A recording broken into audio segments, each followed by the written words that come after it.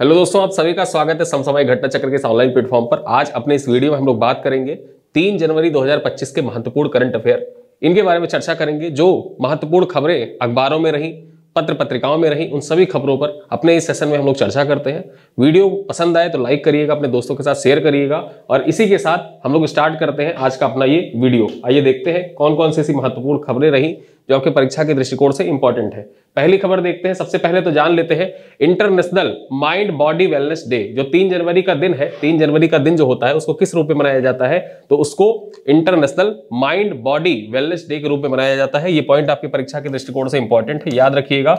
Exam में आपसे पूछे कि माइंड बॉडी वेलनेस डे कब मनाया जाता है, तो 3 जनवरी को मनाया जाता है। ठीक है, तो यहाँ पे पहले हमने दिवस के बारे में चर्चा कर ली। 3 जनवरी को कौन सा दिवस मनाया जाता है? Mind body wellness day. अब आइए अपनी खबरों पर चर्चा करते हैं। देखिए पहली खबर क्या है कि नेपाल ने बाल विवाह समाप्त करने के लिए अभियान की शुरुआत की है। नेपाल के द्वारा एक अभियान शुरू किया गया है। इसके अंतर्गत क्या किया जाएगा कि जो नेपाल में बाल विवाह है, बाल विवाह को समाप्त करने का प्रयास किया जाएगा। और जान लेते हैं चाइल्ड मैरिज फ्री नेपाल अभियान की शुरुआत की गई है। कौन से अभियान की शुरुआत की गई है? चाइल्ड मैरिज फ्री नेपाल अभियान की शुरुआत की गई है।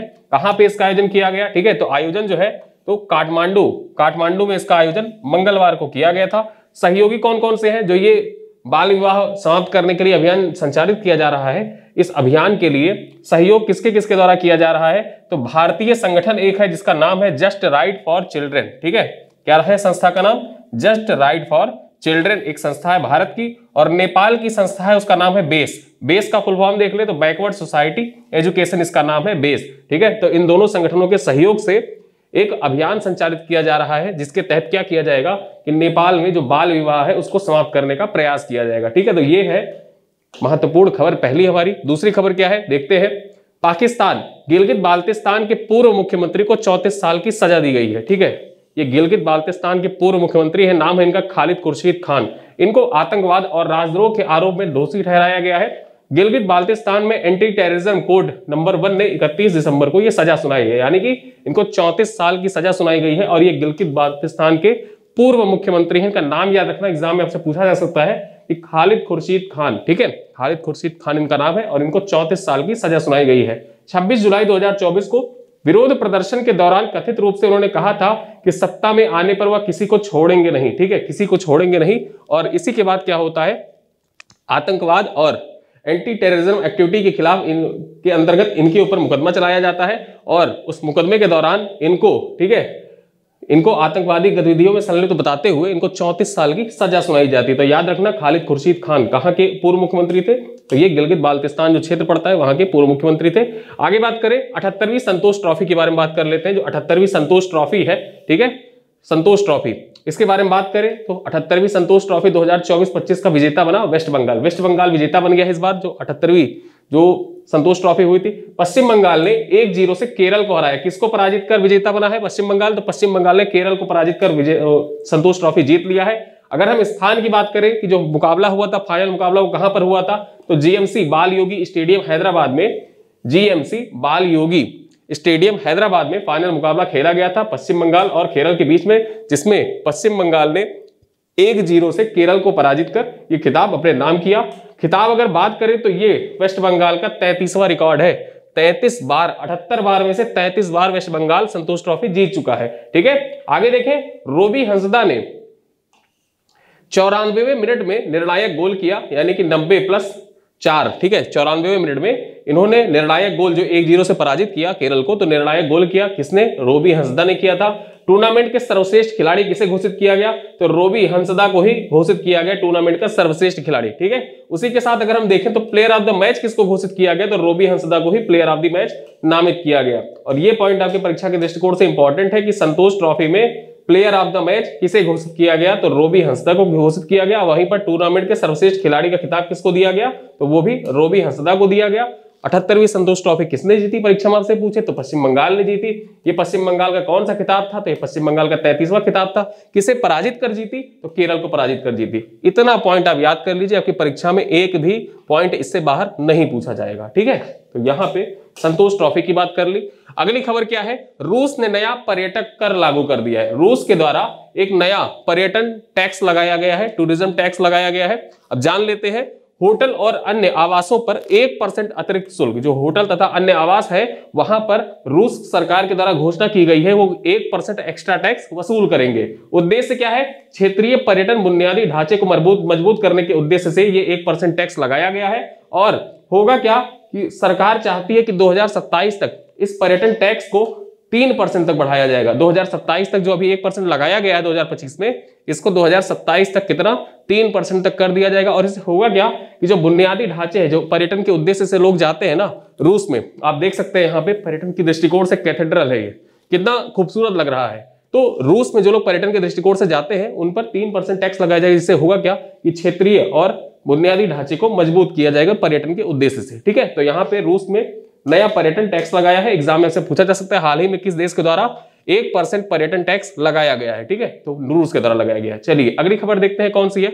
अगली खबर है जम्मू कश्मीर और लद्दाख थ्रू द एजेस पुस्तक का विमोचन समारोह। ये बहुत ही महत्वपूर्ण है आपकी परीक्षा के दृष्टिकोण से, एग्जाम में आपसे पूछा जा सकता है ये। तो 2 जनवरी 2025 को इसका आयोजन नई दिल्ली में किया गया था। जो पुस्तक विमोचन समारोह है, ठीक है, पुस्तक विमोचन का जो समारोह है उस पुस्तक का नाम क्या है?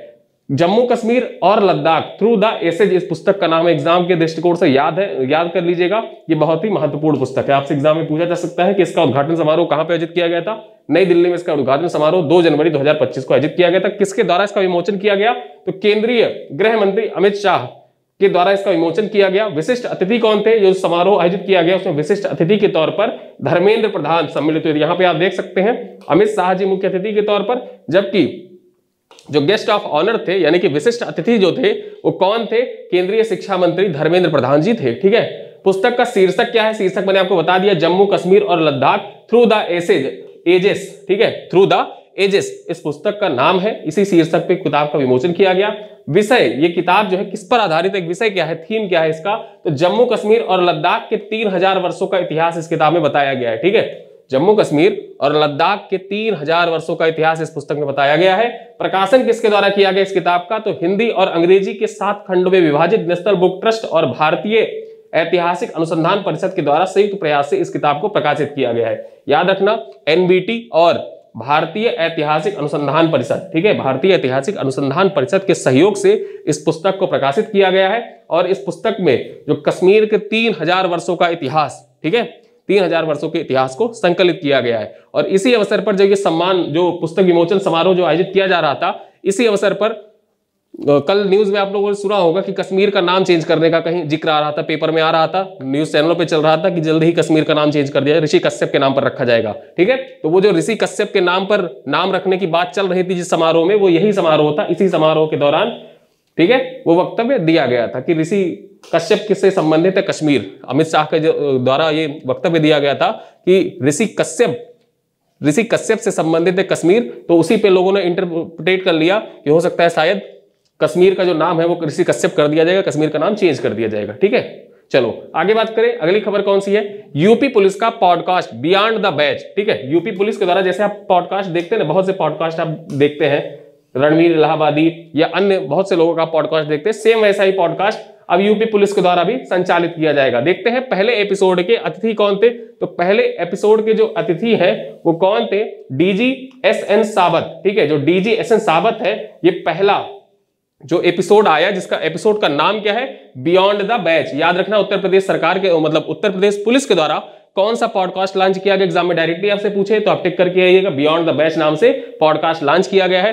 पहले एपिसोड में मुख्य अतिथि कौन थे? तो पहले एपिसोड में अतिथि कौन थे? तो रिटायर्ड डीजी एसएन सावत जो थे। और वहीं पर एंकर की बात कर रहे हैं, यहां पर एंकर कौन है? जैसे अब रणवीर इलाहाबादी या फिर शुभंकर मिश्रा का पॉडकास्ट देखते हैं तो वहां पर देखते हैं एंकर के रूप में रणवीर इलाहाबादी या शुभंकर मिश्रा होते हैं। अब यहां पर एंकर कौन होंगे? तो डीसीपी मध्य रवीना त्यागी होंगी। ठीक है, यहां पे आप देख सकते हैं ये है रवीना त्यागी जी, ये यहां पर एंकर की भूमिका में होंगी। जो बियॉन्ड द बैच प्रोग्राम है उसमें एंकर कौन होंगी? रवीना त्यागी होंगी।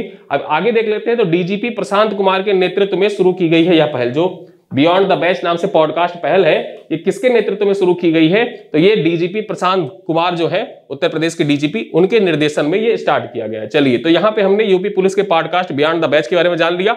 अगली खबर कौन सी है? महाकुंभ में पहली बार डोम सिटी तैयार। देखिए, पहली बार जो डोम सिटी है ना, महाकुंभ में बनकर तैयार हुआ है। महाकुंभ के बारे में आप जानते हैं, सर्वसिद्धि प्रदा कुंभा जो इसका थीम है, ठीक है, जो थीम जिस थीम पर यह आधारित सर्वसिद्धि प्रदा कुंभा महाकुंभ का थीम है। वहीं पर कल मैंने आपको बताया था कि शाही स्नान का नाम चेंज करके अमृत स्नान कर दिया गया है। और उसी कड़ी में अगर हम देखें तो पहली बार डोम सिटी कहां पर बनकर तैयार हुआ है? प्रयागराज में, महाकुंभ में बनकर तैयार हुआ है। ठीक है, अब महाकुंभ एक नगर जिला भी घोषित कर दिया गया, महाकुंभ नगर। ठीक है, महाकुंभ नगर के नाम से एक नया जिला जो उत्तर प्रदेश का 76वां जिला था, ठीक है, तो उसको घोषित कर दिया गया था। आगे देखें, अब इस डोम सिटी के बारे में जान लेते हैं। तो 44 कमरों वाली पारदर्शी पॉलीकार्बोनेट शीट से बनी हुई है, इस प्रकार कुछ दिखती है डोम सिटी। ठीक है, अब यही आगे बात करें तो 8 मीटर ऊंचाई पर स्थित 360 डिग्री व्यू प्रदान करती है। मतलब ये इस तरीके से बनी हुई है और ये कितने 8 मीटर की ऊंचाई, जो धरती है ना, जमीन से 8 मीटर की ऊंचाई पर बना हुआ है, 360 डिग्री व्यू। मतलब ये पॉलीकार्बोनेट से बनी हुई, आप चारों तरफ देख सकते हैं। ठीक है, आगे देखें, गोलाकार गुंबदनुमा कमरे अत्याधुनिक सुविधाओं से युक्त है। प्रयागराज के अरैल क्षेत्र में 2.5 हेक्टेयर में विकसित किया गया। ये कहां पे बना हुआ जो डोम सिटी है, इसका निर्माण प्रयागराज के अरैल क्षेत्र में किया गया है। ये वही अरैल क्षेत्र है जहां पर जो भारत दर्शन पार्क भी बनाया गया है। ठीक है, भारत दर्शन पार्क में क्या भारत दर्शन पार्क की खासियत है कि वहां पर जो 12 ज्योतिर्लिंग है, 12 ज्योतिर्लिंगों का प्रतिकीर्ति जो मंदिर है, प्रतिकीर्ति यहां पे बनाई गई है भारत दर्शन पार्क में। ठीक है, जिसको आप शिवालय पार्क के नाम से भी जानते हैं, वो भी अरैल क्षेत्र में बना हुआ है। और इसी अरैल क्षेत्र में जो महाकुंभ में पहली बार डोम सिटी बनके तैयार हुई है, वो यहीं पर बनके तैयार हुई है। आगे देखें, यूपी पर्यटन विभाग और इवो लाइफ स्पेस द्वारा यह विकसित किया गया है। पहाड़ों के अलावा पहली बार मैदानी क्षेत्र में ऐसी डिजाइन तैयार की गई। याद रखना, जो डोम सिटी होती है ये मूलतः पहाड़ों में बनाई जाती है और ये पहली बार है कि जब मैदानी क्षेत्र में डोम सिटी बनके तैयार हुई है। ठीक है, तो यहां पे हमने डोम सिटी के बारे में जान लिया। अगली खबर देखते हैं क्या है। विश्व ब्लिट्स शतरंज चैंपियनशिप 2024। अब इससे संबंधित जो महत्वपूर्ण पॉइंट है उनको देख लेते हैं। तो यहाँ पे जो महिला वर्ग में वैशाली को कांस्य पदक प्रदान किया गया है। ठीक है, महिला वर्ग में किसने, जो आर प्रज्ञानंद है, उनकी बहन जो है वैशाली, आर वैशाली, उनको कांस्य पदक मिला है। क्वार्टर फाइनल में चीन की झू जिनर को इन्होंने हराया था। ठीक है, वैशाली ने किसको हराया था क्वार्टर फाइनल में? झू जिनर को हराया था और झू जिनर को हराकर इन्होंने, वैशाली ने कांस्य पदक जीता था। सेमीफाइनल की बात कर ले तो सेमीफाइनल में चीन की जू वेनजून, ठीक है, क्या नाम है, जू वेनजून से ये हार कर कांस्य पदक जीती है। ठीक है, याद रखना, जो चीन की जू वेनजून है उनसे हार गई थी और क्वार्टर फाइनल में उन्होंने, जो वैशाली है, उन्होंने इसको झू जिनर को हराया था। ठीक है, आगे देखें, जू वेनजून ने खिताब जीता है, यानी कि जो विश्व बिलियर्ड्स शतरंज चैंपियनशिप है, इसका खिताब किसने जीता है? तो इसका खिताब जू वेनजून ने जीता है, जो चीन की है। इन्होंने किसको पराजित किया फाइनल मुकाबले में? तो लेई टिंगजी को पराजित किया। तो याद रखना, जो विश्व बिलियर्ड्स शतरंज चैंपियनशिप 2024 है, इसकी उपविजेता कौन थी? एग्जाम में उपविजेता के बारे में पूछ लेता है। तो उपविजेता याद रखना, लेई टिंगजी जो है ये उपविजेता है और विजेता कौन है? जू वेनजून है। तो यहां पे आपको पता चल गया। गोल्ड किसको? तो गोल्ड जू वेनजून को। कहां से जो सिल्वर है, सिल्वर किसको? तो लेई टिंगजी को। और कहां से किसको? तो वैशाली को मिला है। तो यहां पे तीनों के बारे में पता चल गया। आगे देखें, ओपन वर्ग की बात कर ले तो यहां पे तो हमने महिला वर्ग की बात की। अब ओपन वर्ग की बात कर ले तो कार्लसन और नेपोनिमियाची ने संयुक्त रूप से खिताब जीता है। ठीक है, संयुक्त रूप से खिताब जीता है। मैग्नस कार्लसन और इयान नेपोनिमियाची ने सडन डेथ के बाद खिताब साझा किया है और यह पहली बार है कि टूर्नामेंट में खिताब साझा हुआ है। इस वजह से यह पॉइंट इंपॉर्टेंट हो जाता है कि जो खिताब है, ठीक है, ओपन वर्ग का खिताब, यह पहली बार है कि खिताब को साझा किया गया है दो लोगों के बीच में। ठीक है, और उन दो लोगों का नाम याद रखना, मैग्नस कार्लसन और इयान नेपोनिमियाची। ठीक है, आगे देखिए, अन्य तथ्य जान लेते हैं। कार्लसन को रैपिड प्रतियोगिता में जीन्स पहनने पर अयोग्य घोषित किए जाने के बाद बिलियर्ड्स प्रतियोगिता में जीन्स पहनने की अनुमति दी गई थी। याद रखना, जो कार्लसन है, मैग्नस कार्लसन, ठीक है, उनको रैपिड प्रतियोगिता में जीन्स पहनने के बाद अयोग्य घोषित कर दिया गया था। अब जीन्स के कारण अयोग्य घोषित कर दिया था, उसके बाद क्या हुआ कि जो ब्लिट्स प्रतियोगिता है उसमें जीन्स पहनने की अनुमति प्रदान की गई थी। ठीक है, तो ये पॉइंट याद रखना, एग्जाम में पूछा जा सकता है। चलिए आगे देखें, दुनिया की जनसंख्या 8 अरब को पार कर गई है। विश्व की जनसंख्या जो है वर्तमान में 8 अरब पार कर गई है। इससे संबंधित डाटा जारी किया गया है, अमेरिका की एक संस्था है उसके द्वारा जारी किया गया। तो आइए जान लेते हैं। अमेरिकी जनसंख्या ब्यूरो द्वारा नए साल पर आंकड़े जारी किए गए। किसके द्वारा? जो अमेरिका की जनसंख्या ब्यूरो है उसके द्वारा नए साल पर दुनिया की जनसंख्या के आंकड़े जारी किए गए हैं। उस संदर्भ में अगर जो देखें तो विश्व की जनसंख्या 1 जनवरी 2024 को 8.09 अरब पहुंच गई है। कितनी? 8.09 अरब विश्व की जनसंख्या पहुंच गई है। कब? 1 जनवरी 2024 को। वर्ष 2024 में जनसंख्या में 7.1 करोड़ की वृद्धि हुई है। यानी कि 2024 में अगर जो देखा जाए 1 जनवरी 2024 से लेकर 31 दिसंबर 2024 तक, यानी कि पूरा जो एक साल था 365 दिन में जनसंख्या में कितनी वृद्धि दर्ज की गई? तो 7.1 करोड़ की वृद्धि दर्ज की गई है। भारत का योगदान अगर जो देखें तो भारत में 1.29 करोड़ की जनसंख्या वृद्धि का अनुमान है। यानी कि एक साल के अंदर, ठीक है, एक साल के अंदर अगर जो देखा जाए तो जनसंख्या वृद्धि भारत में कितनी बढ़ गई? 1.29 करोड़ की जनसंख्या भारत में बढ़ी है। वैश्विक नए जन्म में 17.4% भारत में, ठीक है, अगर जो देखा जाए तो वैश्विक नए जन्म है उन नए जन्मों में अगर जो 17.4% हिस्सा देखा जाए तो 17.4% हिस्सा भारत में जन्म हुआ। भारत की जनसंख्या अगर वर्तमान में देखें कितनी है, ये अमेरिकी जनसंख्या ब्यूरो के अनुसार, तो अमेरिकी जनसंख्या ब्यूरो के अनुसार वर्तमान में भारत की जो जनसंख्या है 1.451 अरब है। ठीक है, 1.451 अरब है भारत की जनसंख्या। ठीक है, अब इस डाटा को आप कोड कर सकते हैं जब भी आप जैसे मेंस का एग्जाम लिख रहे हैं और जनसंख्या से संबंधित कोई तथ्य आया, कोई प्रश्न पूछा गया कि भारत में बढ़ती जनसंख्या और ऐसे कोई प्रश्न आपसे पूछा जाए तो आप वहां पे तुरंत टिक करिएगा, कोड करिएगा कि अमेरिकी जनसंख्या ब्यूरो के अनुसार भारत की जनसंख्या वर्ष 2024 में मतलब वर्ष 2024, ठीक है, वर्ष 2024 में कितने परसेंट की वृद्धि हुई देखी गई, तो यहाँ पे 17.4% की वृद्धि देखी गई। वहीं अगर वर्तमान में कुल जनसंख्या की बात कर रहे तो कुल जनसंख्या आप टिक करके आइएगा, लिख दीजिएगा कि 1.451 करोड़ अरब जनसंख्या वर्तमान में भारत की है। ठीक है, आगे देखें 2025 तक भारत में गैर वयस्क आबादी घटकर कितनी हो गई, तो गैर वयस्क आबादी जो है वो घटकर कितनी 29.4% और कामकाजी आयु वर्ग बढ़कर कितना हो गया, तो कामकाजी आयु वर्ग जो है वो बढ़कर 59.5% हो गया है। ये पॉइंट याद रखना कि जो कामकाजी वर्ग है और गैर वयस्क वर्ग है उसका परसेंटेज कितना है वर्तमान में। ठीक है, तो यहां पे हमने दुनिया की जो आबादी है, जनसंख्या है, उसके बारे में चर्चा कर ली। चलो आगे देखें, अगला पॉइंट क्या है, अगली खबर है हमारा वनस्पति विज्ञानी के.एस. माणिकलाल का निधन हो गया। ये है के.एस. माणिकलाल, इनका हाल ही में निधन हो गया। इनसे संबंधित जो पॉइंट है उनको देख लेते हैं। इनसे संबंधित जो पॉइंट है उस पॉइंट पर चर्चा करें तो प्रख्यात वनस्पति विज्ञानी और पद्मश्री से सम्मानित है। याद रखना एग्जाम में पूछा जाए कि हाल ही में के.एस. माणिकलाल का निधन हो गया, ये पेशे से क्या थे, तो पेशे से ये वनस्पति विज्ञानी थे। याद रखना पेशे से वनस्पति विज्ञानी थे और इनको पद्मश्री से सम्मानित किया जा चुका है। लैटिन पुस्तक हार्ट्स मालबारिक्स, ठीक है, हार्ट्स मालबारिक्स को अंग्रेजी व मलयालम में अनुवाद इनके द्वारा किया गया था। एक हार्ट्स मालबारिक नामक पुस्तक है, लैटिन भाषा में लिखी गई थी, तो के.एस. माणिकलाल जी के द्वारा उस किताब का अंग्रेजी व मलयालम भाषा में अनुवाद किया गया था और इनको पद्मश्री से भारत सरकार के द्वारा सम्मानित भी किया जा चुका है। ये पॉइंट याद रखिएगा, आपके एग्जाम में पूछा जा सकता है।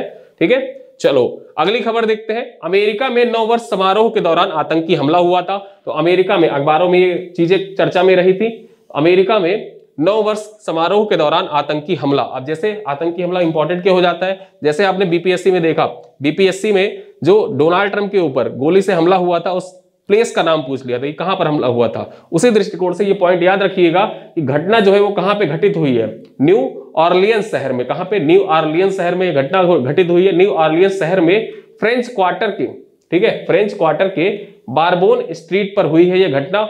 एक ड्राइवर ने भीड़ पर ट्रक चढ़ाया और गोलाबारी की। एक ड्राइवर था और माना जाता है कि वो ड्राइवर जो है वो अफगानिस्तान में अमेरिकी सेना को सर्व कर चुका था। उस ड्राइवर ने क्या किया कि जश्न मनाया जा रहा था, वहां पर ले गया अपनी, पहले सबके ऊपर ट्रक चढ़ा दी, उसके बाद वहां पर गोलाबारी भी की। ठीक है, आगे देखें तो हमले में 10 लोगों की मौत और 35 से अधिक घायल हुए थे, जिनमें से मृतकों की संख्या जो है वर्तमान में जो देखा जाए तो जब मैं वीडियो अपलोड कर रहा हूं तो मृतकों की संख्या ज्यादा हो गई है। ठीक है, आगे देखें एफबीआई ने इसे आतंकी घटना मानकर जांच शुरू कर दी है। देखिए जो इस घटना को अंजाम देने वाला जो ड्राइवर था, ठीक है, वो अमेरिकी सेना में सर्व कर चुका था। ठीक है, अमेरिकी सेना में सर्व करने के बाद लोग इस बात का पता लगाने का प्रयास कर रहे हैं कि किस तरह उसको मैनिपुलेट किया गया और किस तरीके से वो हिंसक हो गया कि अमेरिका की जनता पे ही उसने ट्रक चढ़ा दिया और वहां पर जाके गोलाबारी की नए वर्ष के अवसर पर। ठीक है, और इस चीज की जांच जो है FBI के द्वारा आतंकी घटना के रूप में मानकर इसकी जांच शुरू कर दी गई है।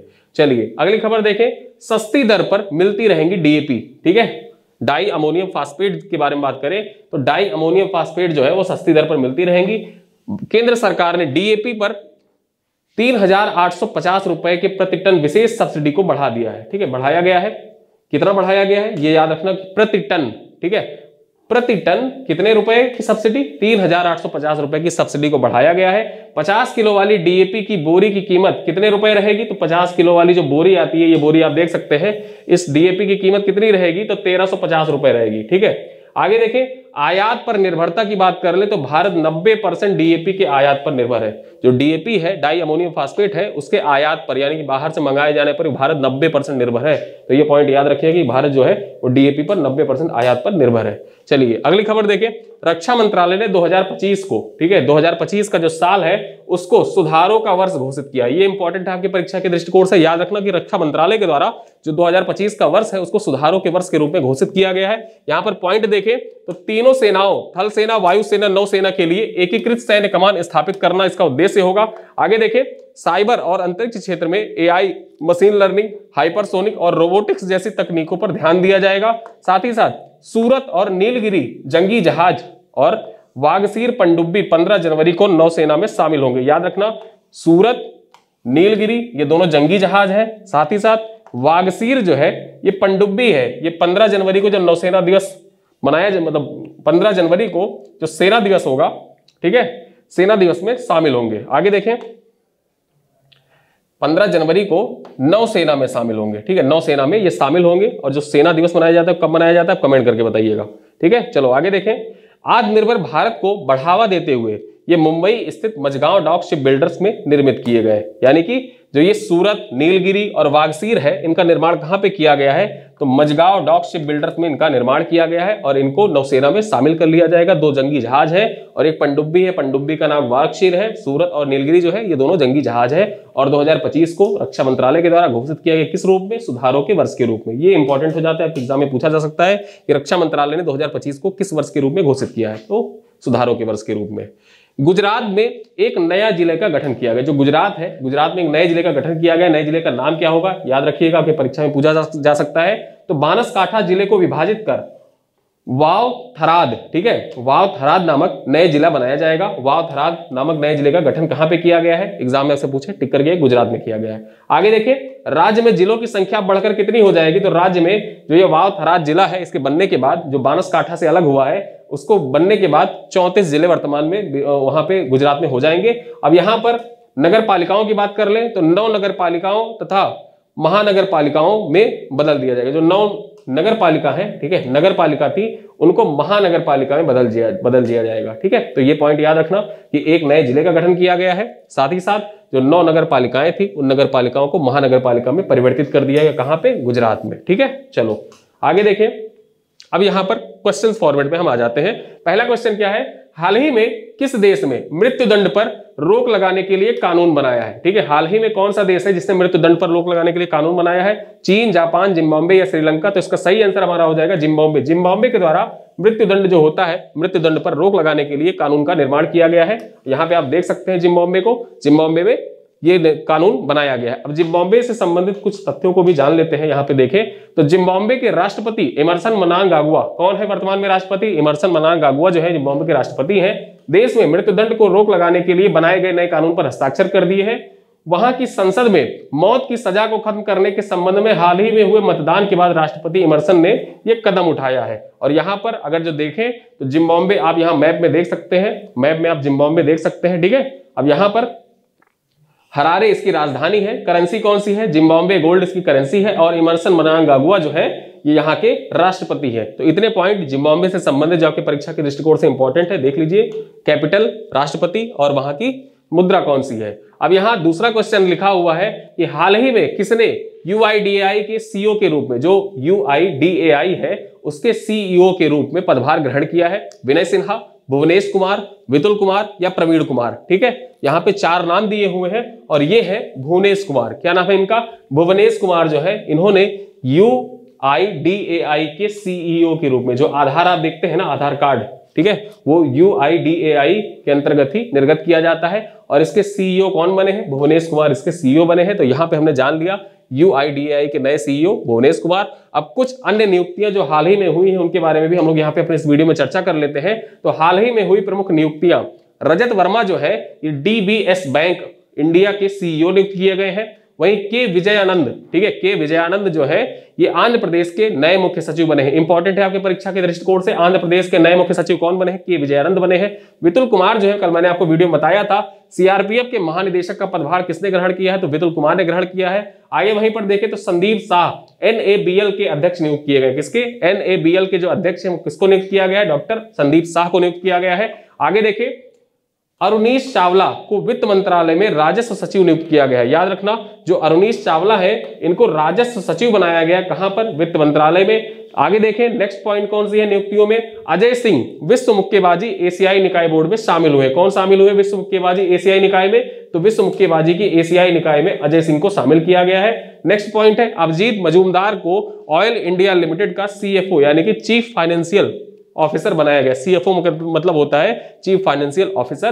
किसको बनाया गया है? अभिजीत मजूमदार को बनाया गया है। वहीं पर शंकर शर्मा की बात कर रहे हैं तो कल ही वीडियो मैंने बताया था कि शंकर शर्मा को भारत में नेपाल के राजदूत के रूप में नियुक्त किया गया। यानी कि इंडिया में नेपाल के राजदूत किसे नियुक्त किया गया है? तो इंडिया में नेपाल का राजदूत शंकर शर्मा को बनाया गया है। याद रखना, शंकर शर्मा जो है भारत में नेपाल के राजदूत है। चलिए अगला प्रश्न देखें।